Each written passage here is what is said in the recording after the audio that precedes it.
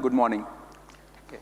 So, this is my first time speaking on such a big stage. Please bear with me as I get into my rhythm. Thank you.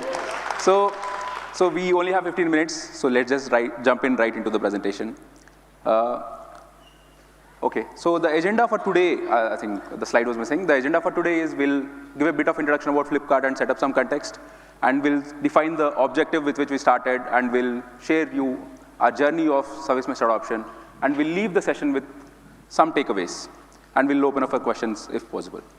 So a bit of introduction about Flipkart. Flipkart is India's largest e-commerce company. We have about 6,000 microservices that are deployed across environment that power Flipkart.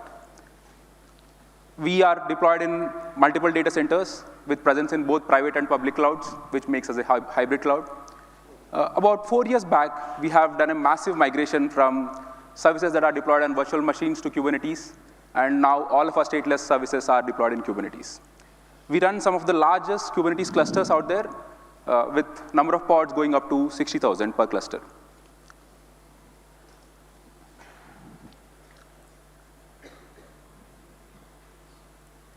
I think.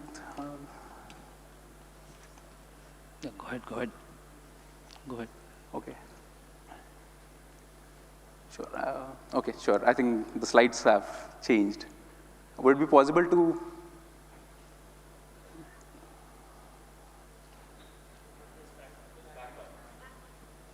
No. I think we have given a different set of slides. I think this is a different version. This is the older version.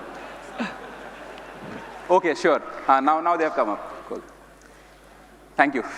So let's take a look at how service interactions take place.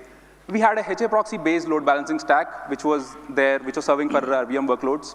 We have extended the same as our services migrated to Kubernetes to keep the service endpoint same. As you can see here, there are 2 clusters that are deployed across regions, and the communication between the services happens through the external load balancer here. And we also use service-to-service communication across regions for seamless connectivity.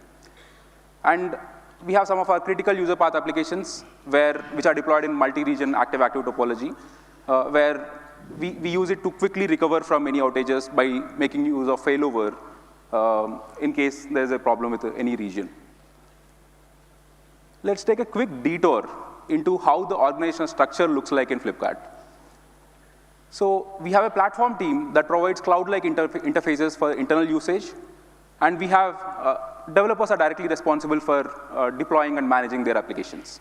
As an example, the platform team manages the CI/CD systems and provides Kubernetes clusters, and developers are directly responsible for creating the pipelines on the CI/CD platform to build their code and deploy the images and deploy their Helm charts with the images. So with this context, let's get to the objective with which we started. So we started with an objective to get all the benefits of the service mesh. Some of the benefits that are relevant for our services are listed here. Essentially, we are getting all these benefits for free by just adopting service mesh. If we were to get similar benefits with our HA proxy stack, we'll have to implement a lot of stuff in our control plane and data plane. So we evaluated multiple options and chose Istio as a service mesh tech stack for its active community and maturity at that point in time. Now, how do we deploy Istio? As I mentioned, we have large Kubernetes clusters. We prefer large Kubernetes clusters to avoid or reduce fragmentation. So the number of production clusters that we have are more or less equal to the number of regions that we have. And we also have a flat L3 network where pods can be discovered across regions. So this makes us a perfect candidate to use multi-primary deployment model that is provided by Istio.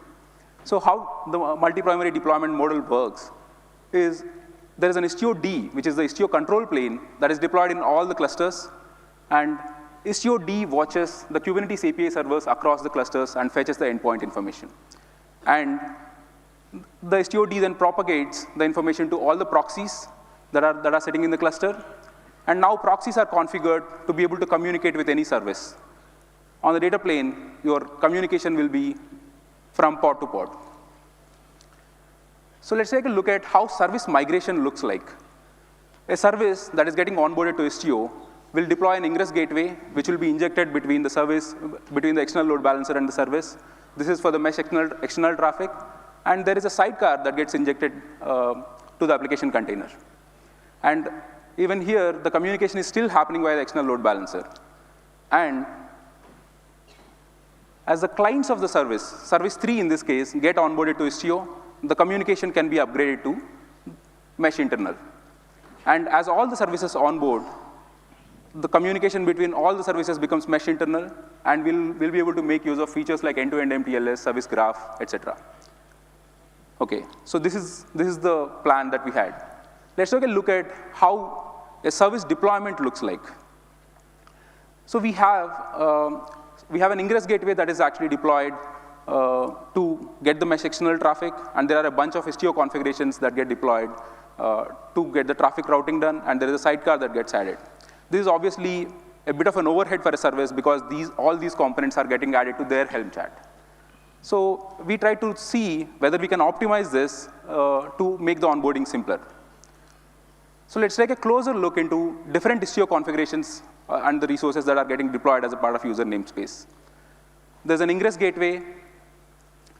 So we have actually provided a Helm subchat, which user can just add it as a subchat and modify the number of replicas of the ingress gateway and the resources like CPU and memory for these gateways to be tuned using the Helm values. And for the Istio configurations, we don't want to expose the Istio configurations to the service owner directly unless they are making use of Istio features.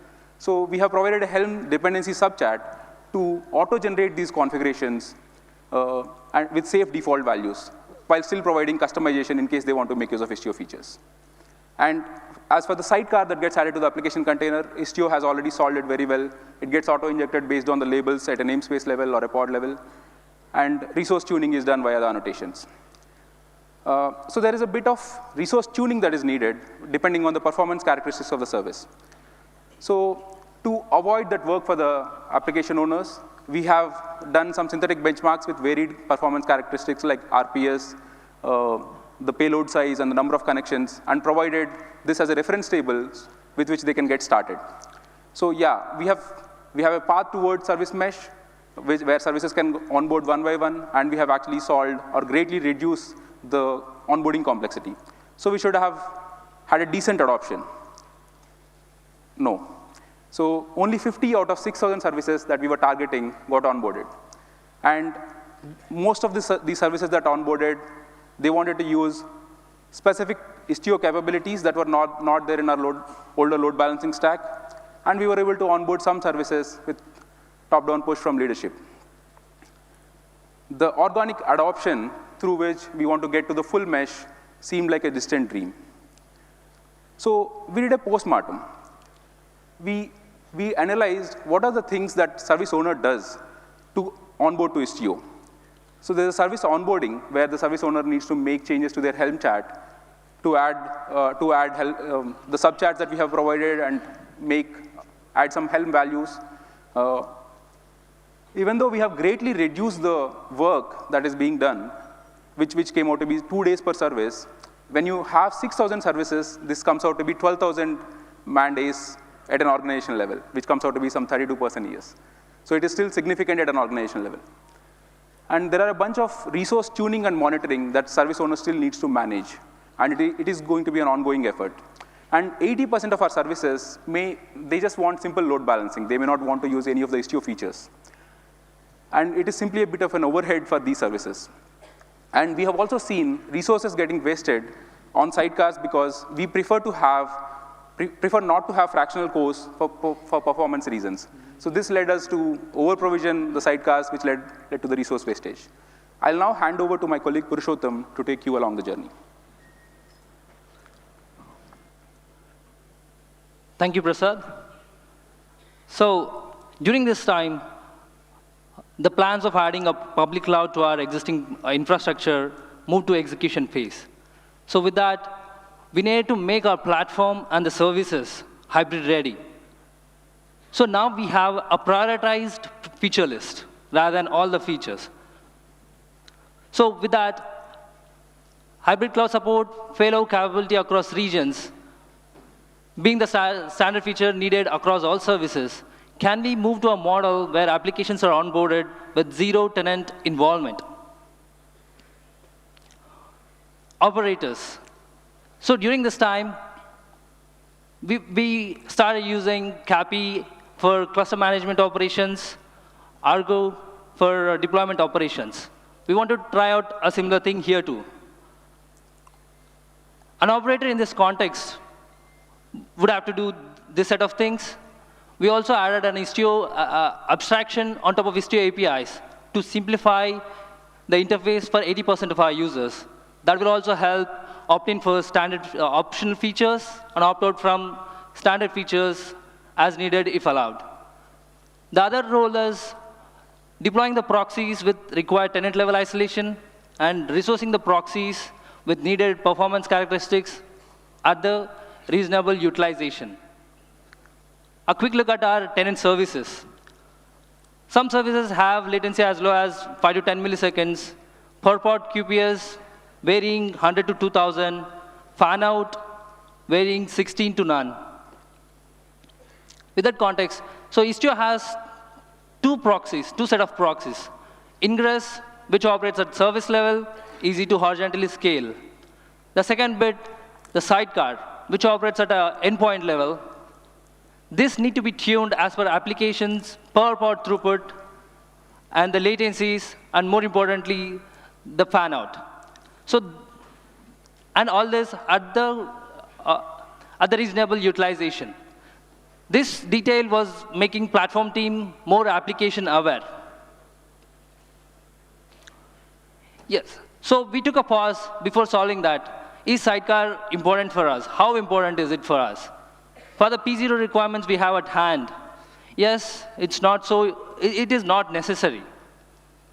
But for other requirements, yes, we need it. But just around the same time, Istio came out with ambient mesh, where they are replacing the sidecar with node-level proxy. So we took that as a validation, and we moved ahead with a ingress-only proxy model, where the proxy layer is managed by platform team. So the operator would look like this, where the service owner is just still concerned about the deployment of his own service. Now, an operator, the managed ingress operator, is introduced, which watches the services, and in response to it, it sets up the ingress layer, which is completely managed by the platform team, and the user is completely agnostic of it. And the operator also adds the configurations, the virtual service destination rule in the respective user namespaces, and the gateway-related configurations in the managed ingress namespace. And the cloud controller manager, the service controller that's running on it, sets up the load balancer. This is cloud-specific, so the respective private and public cloud operators, the service controller sets up the load balancer, makes it hybrid compatible for us. So with that, the data request path is set. So now the ingress layer in between, with the integration with this control plane in multi-primary mode, is allowing us to failover capabilities across region when needed. So traffic migration happens in stages. That's before the migration, that's how the traffic path look like. We start with a minimum amount of traffic through the ingress layer. We do metrics-based verification and automated rollback in case of issues. If things look good, all traffic is migrated. A quick look back. So now in this model, the ownership looks like this. The onboarding, resourcing, tuning, monitoring, the service owner is completely taken out of the hard work. Everything is done by the platform team. And their existing user interfaces for observability, everything needed to be seamlessly integrated as they were not in the loop until now. We have onboarded a major portion of our services with this model. There were a few nuances we had to address, the differences between our existing HA proxy versus a new Envoy proxy that comes along with Istio. Yeah, some of the takeaways that we want to leave you with. The same approach may not work for you. It actually worked for us at that time when Ambient was not there. We actually had to take this approach. And probably in an SRE-owned model, where SRE owns the pipeline from code to the deployment, the first approach itself would have worked. One thing that we want to take away from this is don't shy away from using customized models. Whatever we have done here is actually not the model that Istio recommends as a mesh model, but we have taken an intermediate path where platform can drive this adoption, and we have plans to converge to ambient mesh, where these ingress gateways would be replaced with waypoints. And in an organizational structure such as us, platform teams have to prioritize keeping zero management overhead. This is something that we have noticed not just in Istio adoption, during the adoption of any of the platform stacks as well. And ambient model provides better ownership model where platform team can own the Istio components, where you don't have a sidecar that is sitting together with the application. And for the applications, the controller model is better than the Helm subchat, where you have much more control on the platform side. Yeah. Thank you. Thank you. We'll have to catch up offline.